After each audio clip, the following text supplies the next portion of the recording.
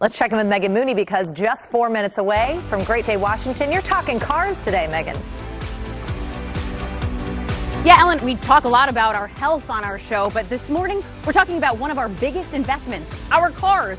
We have an expert here in studio. We're going to be outside the studio with some cars checking out some of the things that you need to know, because just think about it. If something is dirty as this, which is close to where you're breathing, I mean, it's all connected. It all comes full circle with your health. So stay with us. Great Day Washington starts right after this short break.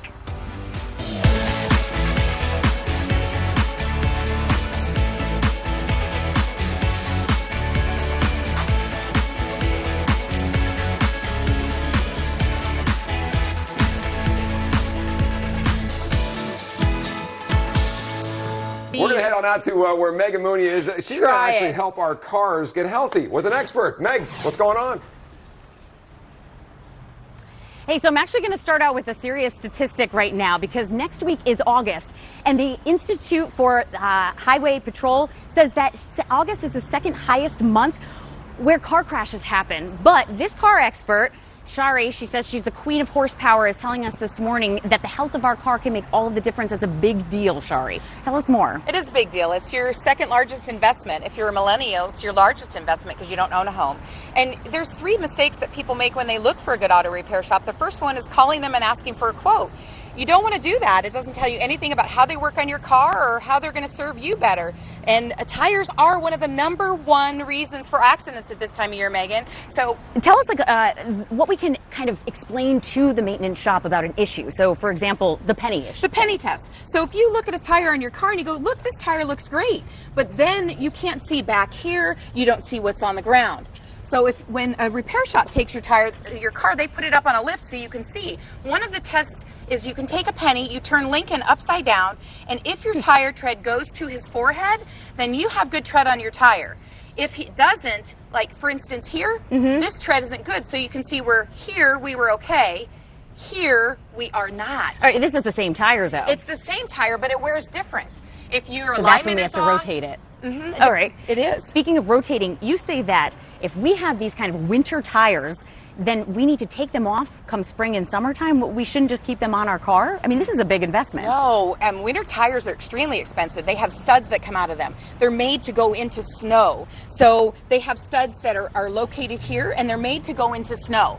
If you're not driving on snow and you're driving on just pavement, then those studs are really going to wear down, and you're going to wear out your winter tires. So by the time winter comes, you're going to need to buy new ones again. It's a vicious cycle, including getting dirty from these tires. But that's okay. We'll wash our hands later, because we got to pick up this dirty thing, which you said is something that we actually breathe in. So this is what it would look like clean, and there's all different sizes. You have an air filter on your engine, but you have a cabin air filter that filters all the air, Megan, that you breathe.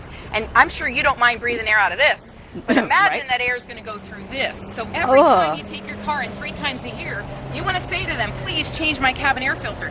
We've actually found mice and all the stuff mice leave on those things. Are you kidding me? Wait, in the car? In the car. No. Yeah. No, I mice really need love to these. run. These are great nests. Yes.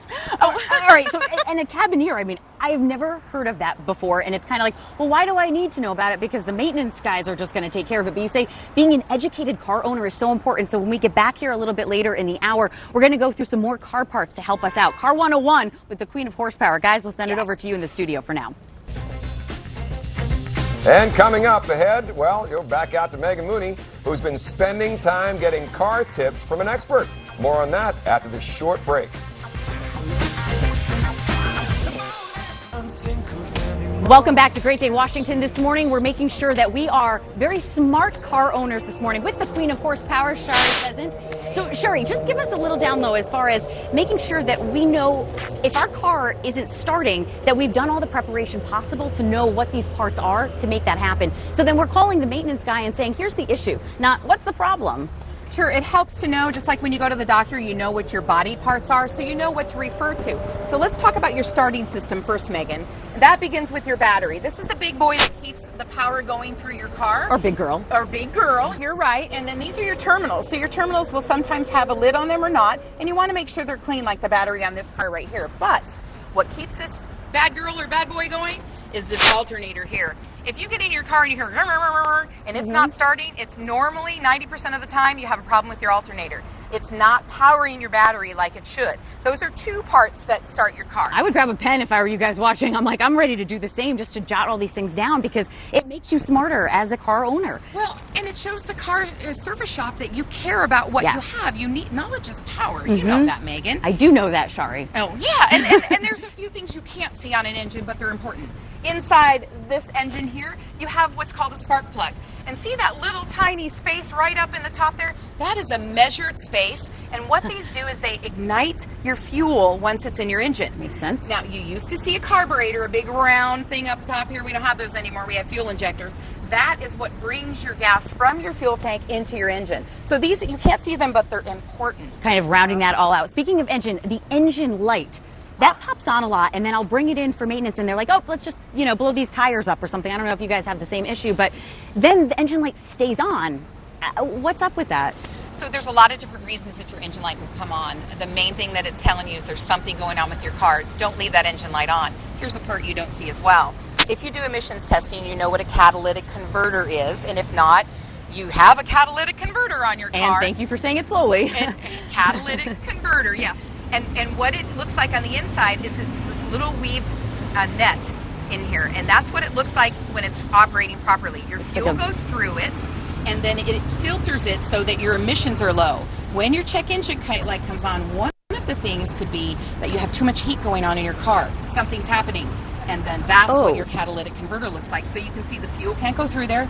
It's plugging up, and it's going to backfire and cause some problems in your car. So I'm going to watch the segment back, make sure I have that right word, so I'm not like, I think I know what the problem is. It's a wasp nest. All right, last thing, we got like 20 seconds. Sometimes, too, I'll see dripping from my car. What is that? That could be one of many of your fluids. Now, we'll show you those in our emergency roadside kit coming up, but if it's in the front of your car, and it depends on the color of it, it could be the coolant that's in your radiator. And if you don't have the right amount of coolant in your radiator here, that could cause your car to overheat, and you'll find yourself on the side of the road.